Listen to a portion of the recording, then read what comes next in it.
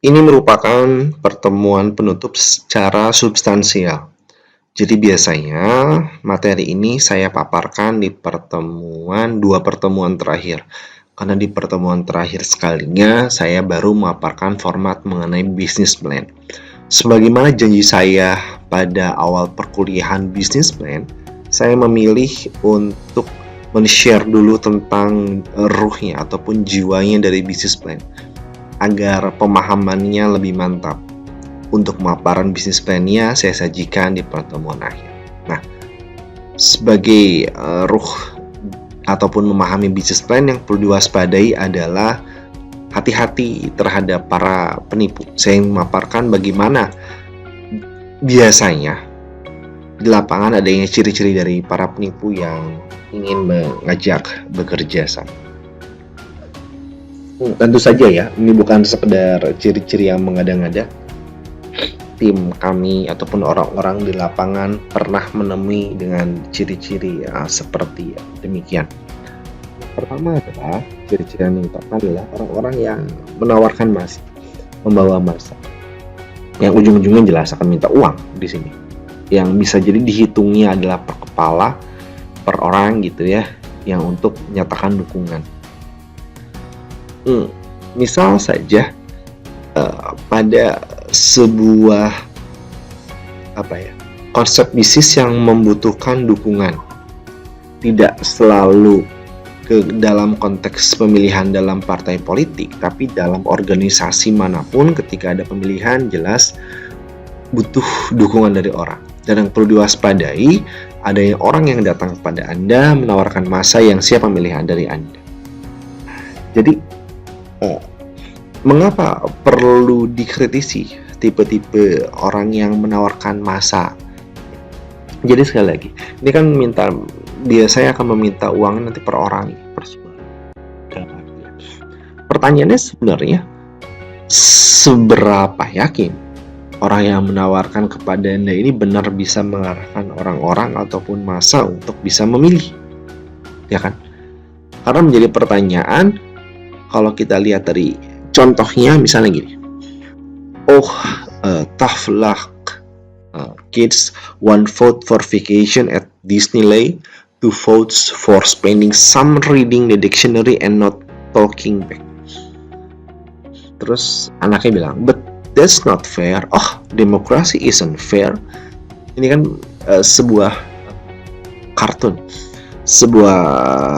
yang mengarahkan untuk melakukan pemilihan dengan ada konsekuensinya. Hal ini sebuah simulasi, sebuah contoh bahwa untuk memaksakan tanda kutip ya, suara dari anggota keluarganya saja diragukan ataupun susah.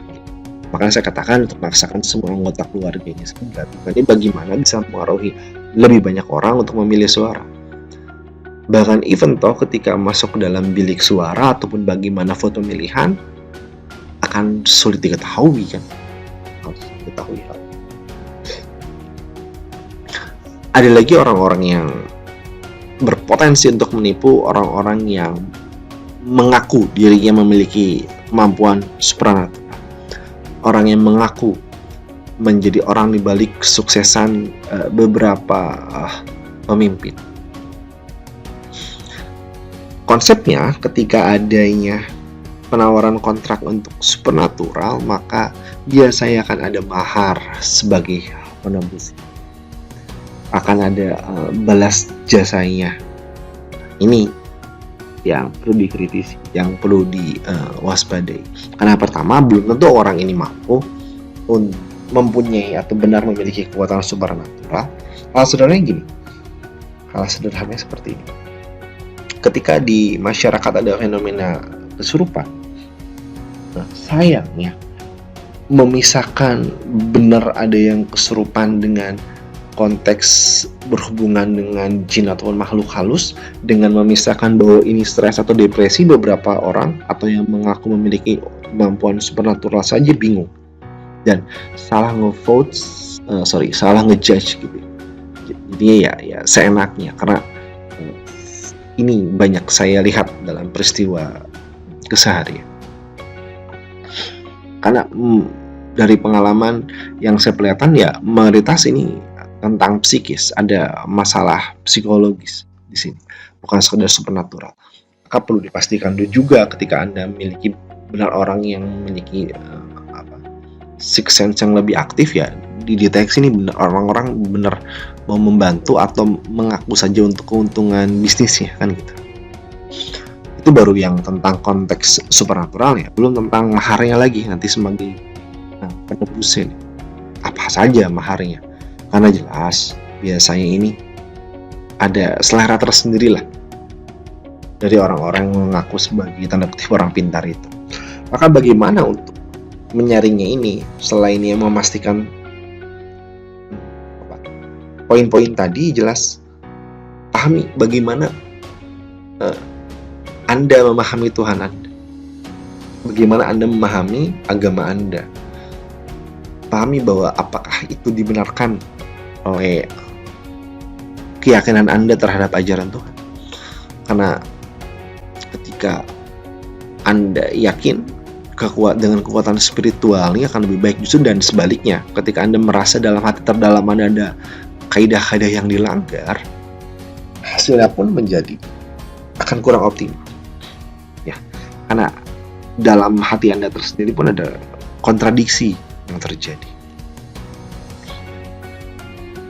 Ada juga orang-orang yang menawarkan bantuan gratis tanpa bayar. Bukannya saya tidak percaya bahwa ada orang baik, jelas saya percaya orang-orang baik itu akan ada dan selalu ada untuk mengimbangi keberadaan orang-orang yang punya niat buruk di masyarakat. Tapi jelas perlu diwaspadai kalau ada orang-orang yang menawarkan bantuan gratis atau dana kampanye, mungkin ya, dana kampanye, pinjaman lunak tanpa jaminan. Kan prinsipnya kalau orang bisnis bilang tidak ada uang di muka. Jadi seandainya ada yang menawarkan di awal dengan nominal besar, ya kita wajib waspada ya. Apalagi kalau uangnya di muka, kepentingannya nggak jelas, bisa jadi ada bau kliniknya. Yang paling wajar itu biasanya kalaupun ada uang bantuan, kalau ada bagi hasil ya, uang fee itu dipotong dari uang bantuan akan keluar. Jadi keluarnya bukan di awal. Perlu diwaspadai adanya penyelewengan amanah ketika ada orang-orang seperti yang datang ya, waspadai ya. Nah, itu mengenai bantuan gratis tanpa bayar. Dan yang selanjutnya, ketika Anda memahami konteks ini, maksud saya adalah di sini mengenai konsistensi. Sesuaikan antara penampilan, perilaku, dan jumlah dana tawarannya. Ketika ada orang-orang yang tidak konsisten dalam terutama berkata pun bersikap, maka ini menjadi tanda tanya. Sederhananya, ketika melihat orang yang punya banyak uang, bagaimana kondisi arlojinya, dilihat cukupkah punya nilai, bagaimana kondisi sepatunya, atau bahkan kendaraan apa yang digunakan. Ini biasanya akan sesuai dengan atau konsisten dengan cara berbicaranya, konteks pembicaraannya, pemilihan kosakata dan topik. Bagaimana orang ini memilih tempat untuk bertemu, karena kan punya nilainya, ada prestisnya ya. Ketika memilihnya di tempat yang katakanlah tidak berprestis, relatif murah, lalu dia mengaku punya banyak uang, apalagi ketika kumpul di tempat itu dan minta kita untuk membayar, kan tanda tanya. Maka konsistensi ini menjadi penting. Nah, terakhir yang biasanya banyak terjadi adalah orang-orang banyak bicara, orang-orang yang jago bicara. Hati-hati dengan orang yang mengaku bahwa dirinya sangat hebat, karena orang hebat tidak akan mengaku hebat. Menurut pengalaman saya, orang-orang yang hebat akan cenderung banyak diam, banyak memperhatikan, dan akan mengeluarkan skillnya ketika saat yang dibutuhkan, bukan dengan mempromosikan bahwa dirinya hebat dan memiliki banyak kemampuan. Maka hati-hati terhadap orang yang bicaranya terlalu hebat. Dia ciri-ciri yang perlu waspadai terhadap para penipu. Saya pamit dari presentasi kali ini, Romi Muhammad Ramdan. Wassalamualaikum warahmatullahi wabarakatuh.